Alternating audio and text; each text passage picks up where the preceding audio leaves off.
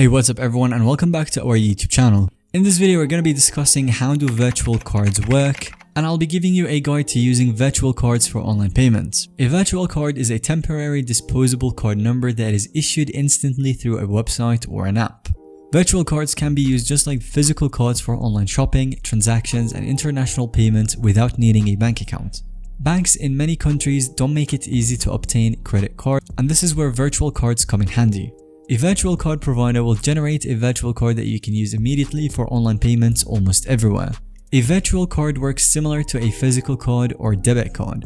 When you sign up for one, you are provided with the 16-digit card number, an expiration date, and a CVV security code. This card details will allow you to make purchases online just like entering details of a physical card. Some of the virtual cards are linked to your bank account or another payment source like a debit card for easy funding. You simply transfer money from your bank to top up the virtual card balance.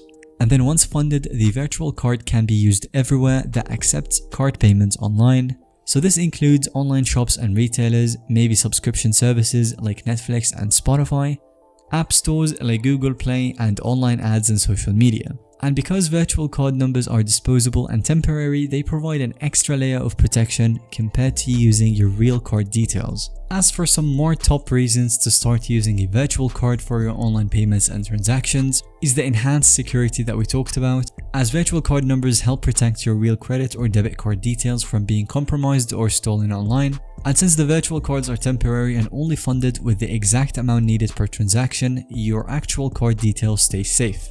Another thing is convenience and flexibility, as you can generate different kind of virtual card numbers for different purposes like shopping, bills, subscriptions, etc. Also, getting a virtual card issued takes only just minutes without needing a bank account, so they allow you to shop online instantly anywhere cards are accepted. They are easy to manage, accessible, and they control your spending, as virtual cards allow setting spending limits and even locking the card when not in use. As for the potential drawbacks of virtual cards, you will have limited acceptance. Some online merchants still do not accept international or prepaid card numbers for payments, so virtual cards may be declined occasionally.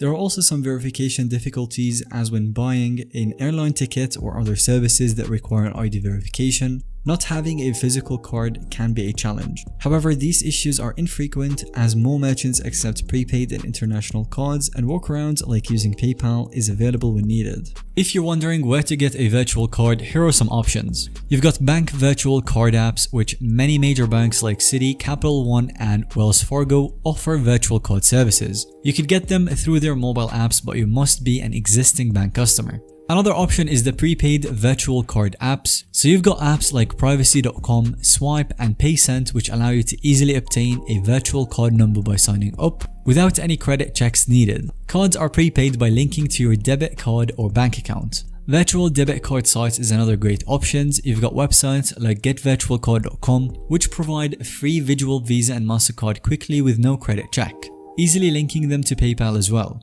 As for some tips to use virtual cards safely for all of your online shopping and transactions, only fund your virtual card with the exact amount needed before making a purchase, don't leave unneeded balances, and to generate a unique card number for each merchant when possible to isolate any potential breaches. Check if your virtual card provider offers one-click freezing or deletion if your number gets compromised, and never give your virtual card number in situations where it may be stored like over the phone or in store, only use it online.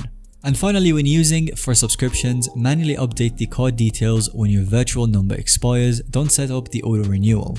Following some of the basic safety practices is important when managing your virtual cards to keep your spending protected. Thank you for watching this video. I hope that this kind of guide has given you a helpful overview of how virtual cards work and where you can get one. Let us know if you have any other questions in the comment section down below. And if you found today's video to be helpful or informative to watch, then let us know by giving it a thumbs up. And don't forget to subscribe to our channel so you don't miss out on any follow-up content that we can make.